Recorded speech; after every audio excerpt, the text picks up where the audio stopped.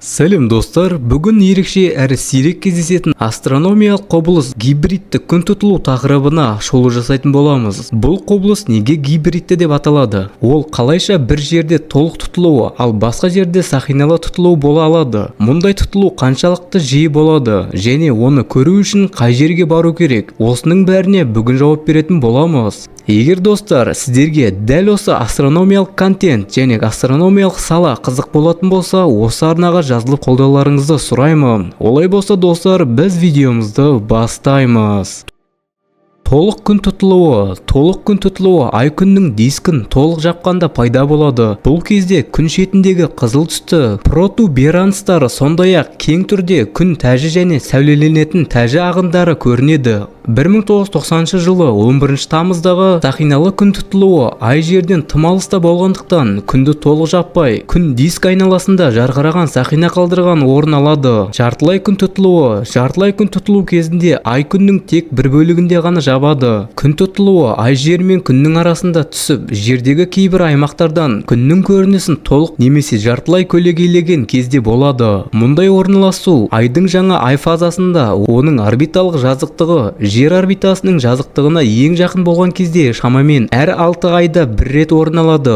Толық тұтылу кезінде күн дискі толық жабылады. Жартылай және сақиналы тұтылуларда тек бір бөлігі ғана жабылады. Ай тұтылуынан айырмашылығы, күн тұтылуын тек жердің шағын бір бөлігінде ғана көруге болады. Сондықтан толық күн тұтылуы жер бетінде әрбір 18 айда бір рет болатын болса да, бір жерде ол әр 360-410 жылда бір рет қана қайталанады. Егер айдың ортасында толық шеңбер және жер орбитасымен бір жазықтама болса, онда күн тұтылуы әр жаңа сайын болар еді. Алайда айдың орбитасы шамамен 5 градусқа қисайған, сондықтан оның көлеңкесі көбіне жерден өтіп кетеді. Осы себептен күн және ай тұтылулары тек тұтылу маусымдарында болады және жыл сайын кем дегенде 2, ең көбі 5 күн тұтылуы мүмкін болады. Олардың ішіндегі 2-ден артық толық тұтылуы болмайды. Толық тұтылулар сирек кездеседі, себебі олар күн мен ай орталықтарының өте дәл сәйкес келуін талап етеді және кейде ай күнде толық жабатындай үлкен болып көрінеді.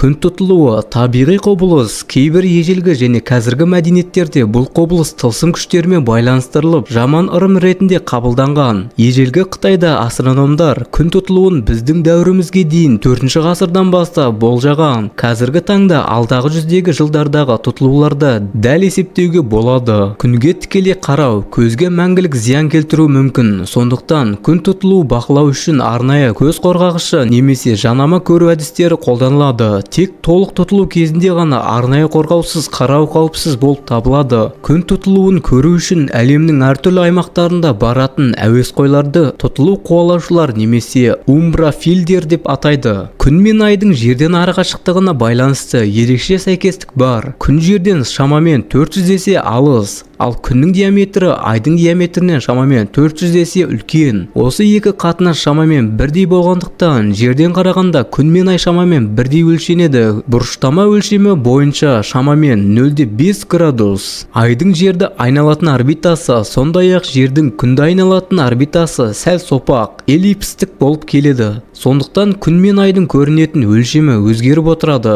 Магнитудасы тұтылу кезінде айдың көрінетін өлшемінің күннің көрінетін өлшеміне қатынасы. Егер тұтылуы ай жерге ең жақын орналасқан, яғни перигейге жақын болса, ай күннің жарық дискін, фотосферасын толық жауып, толық тұтылу пайда болады. Бұл жағдайда тұтылу мөлшері 1-0 немесе одан да көп болады. Ал егер тұтылу ай жерден ең алыс нүктесінде, яғни апогейге жақын болғанда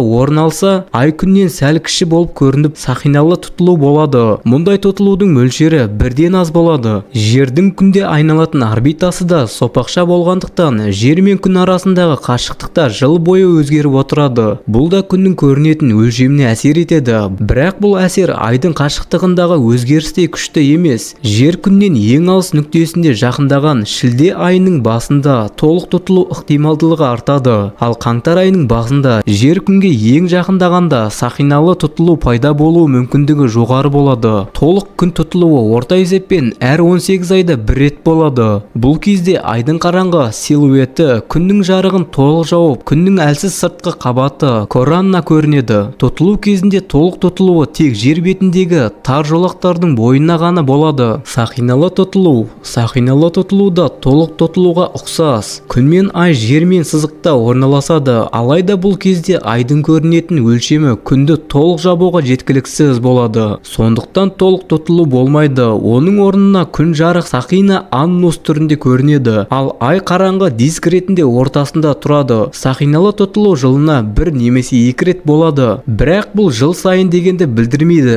Аннулар сөзі латынша annulus деген сөзден шыққан. Мағынасы сақина. Бұл сөз annus жыл деген сөзбен шатастырылмау керек. Жартылай тұтылуы жылына шамамен екі рет болады. Бұл кезде күн мен ай жермен дәл бір сызықта болмайды және ай күнді тек жартылай ғана жабады. Мұндай құбылысты көбінесе жердің үлкен бөлігінен көруге болады, әсіресе толық немесе сақиналы тұтылу жолағының сыртында. Алайда кейбір тұтылулар тек жартылай ғана көрінеді, себебі айдың көлеңкесі умбра жердің плюстік аймақтарының үстінен өтіп кетеді. Жартылай тұтылу кезінде жарықтың өзгерісі көзге байқалмайды, себебі күннің жарығы 90%-дан аса жабылмайынша ешқандай айқын қараңғылық сезілмейді. Тіпті 99% жабылған кезде де жарық қалалық ымырт кезінде ғана азаяды. Терминология. Гибридті тұтылу. Гибридті тұтылу немесе сақиналы толық тұтылу деп аталады. Бұл толық және сақиналы тұтылу түрлерінің арасында ауысатын құбылысы. Жер бетінің кейбір бөліктерінде бұл толық тұтылу ретінде көрінсе, басқа бөліктерінде сақиналы тұтылу ретінде байқалады. Гибридті тұтылулар өте сирек кездеседі. Гибридті тұтылу шамасы оқиға барысында бірден кіші мәніне бірден үлкен мәнге ауысқанда пайда болады.